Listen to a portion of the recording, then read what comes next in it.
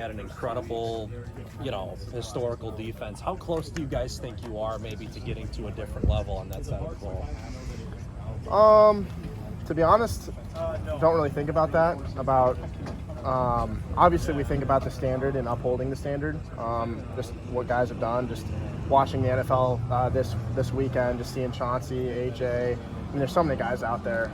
So we're obviously trying to uphold the standard, but again, like I said, just really focusing on improving and just improving every week.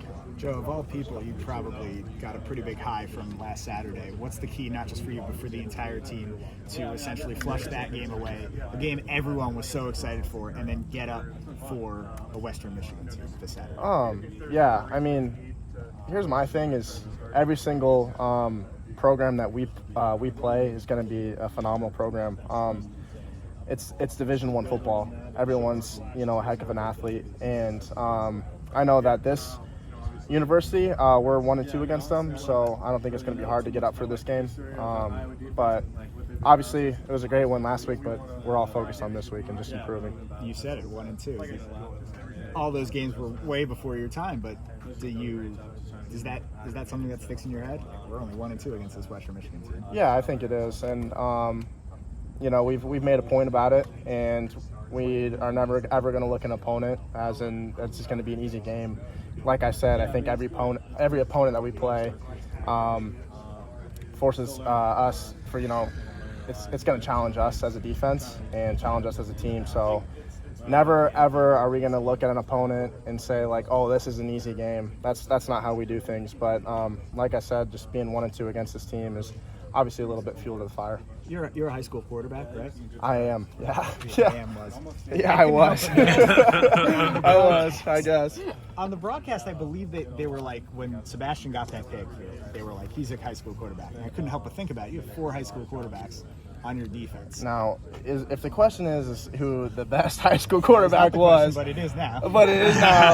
You're looking at him. Come on. All right, come on, guys. But go ahead, keep going. Is that something that do you have?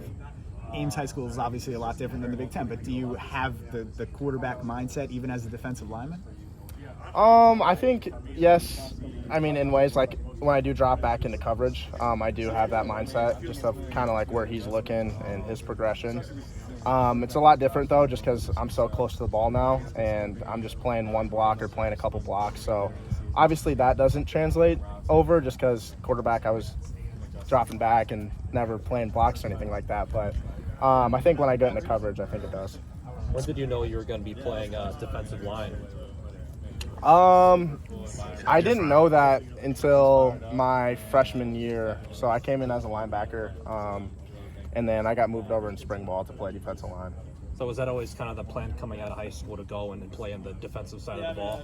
Yeah, I knew that. I knew coming out of high school, my college days, I wasn't going to be playing quarterback, and I was going to be playing on the defensive side of the ball. But they did a great job of finding a role for me, and I'll be forever thankful for the coaches for that. Feels like the staff, and like again, you, Sebastian, Cooper was a quarterback in high school. They always find the right place for these guys. I mean, what do you think? Just going through that process, what do you think goes into finding the right position for some of the guys that played quarterback in high school? What do I think goes into it? Yeah. Is that the question? Yes. I have no idea, but they do such a great job of it.